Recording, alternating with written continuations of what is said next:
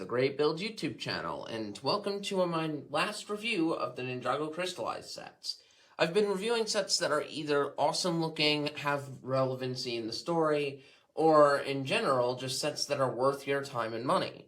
So this is the final set of that review list. This is Jay's Golden Dragon Motorbike, which retailed for the lowest price of $20 in the US, and featured 2 minifigures, a side build, and the Golden Dragon Motorbike, featuring a lot of cool pieces that you can use in mocks.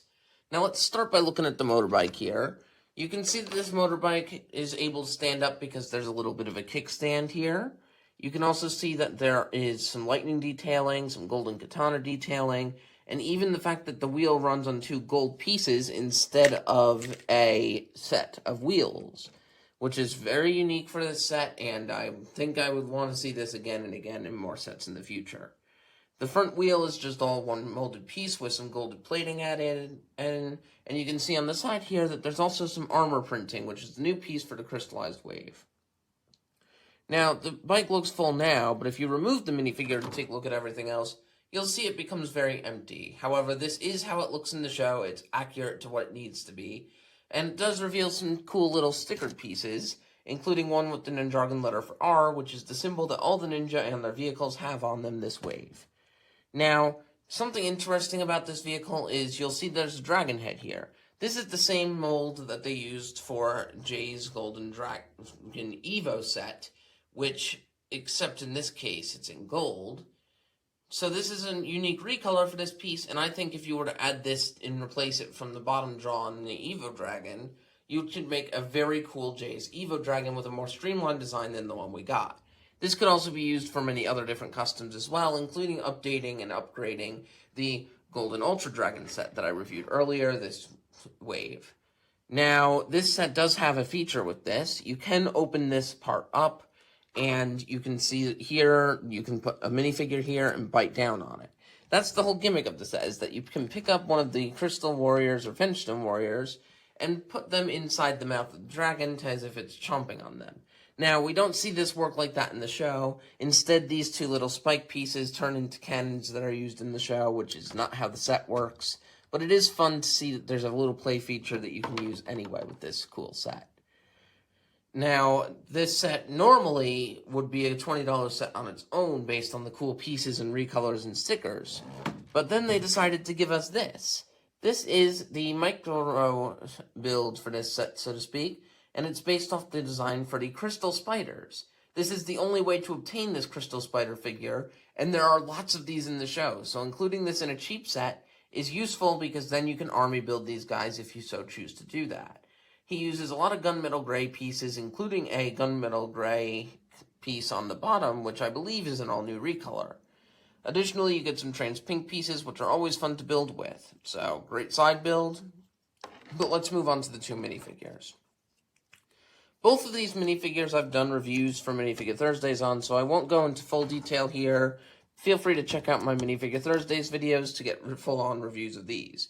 However, something that I will note is that these minifigures are great for army building in terms of, like, the villain, and it is the cheapest way to get a Dragon Ninja, in which the Dragon Wings could also be used to upgrade Jay's Lightning Dragon Evo set. So, let's start with the Vengestone Warrior. You can see that he's a Vengestone Warrior, not the Brute variant, so he gets 1 trans pink arm and 1 solid gunmetal gray arm.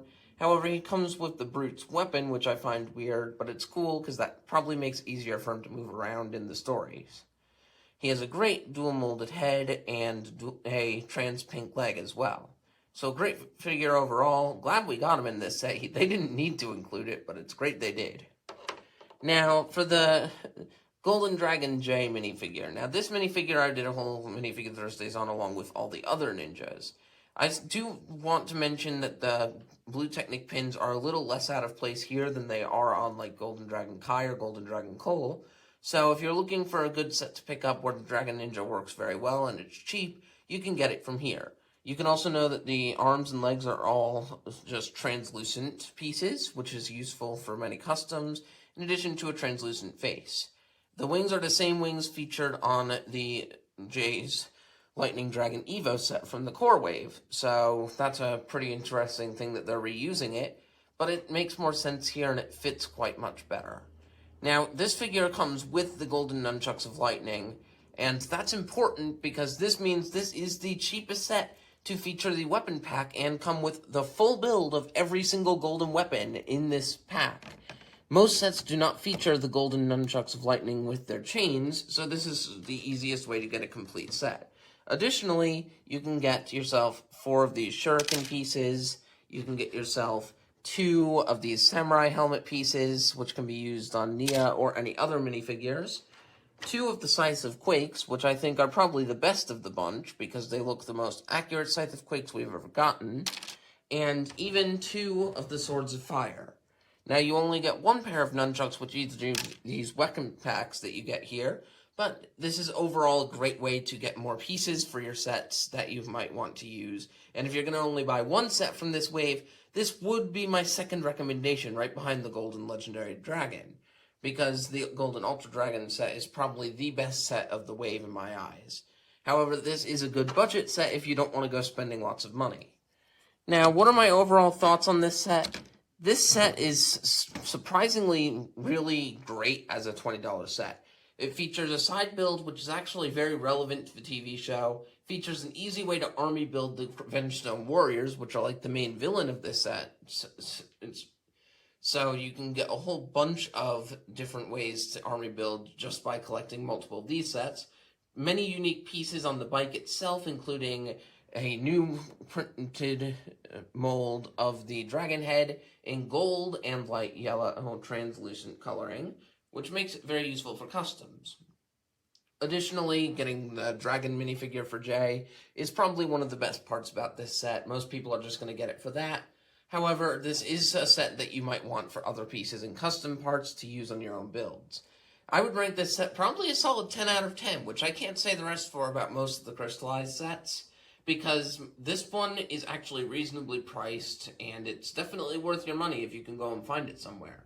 I doubt it's going to go for that much on the aftermarket because of the fact that it really isn't anything too special in terms of like the build itself, but the pieces and minifigure and side build it comes with really make this thing really worth more to a builder and a collector than anything else.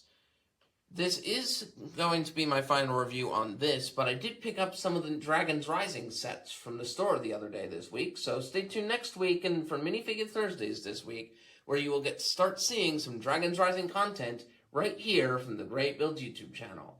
This is Locke and I hope you have a great day.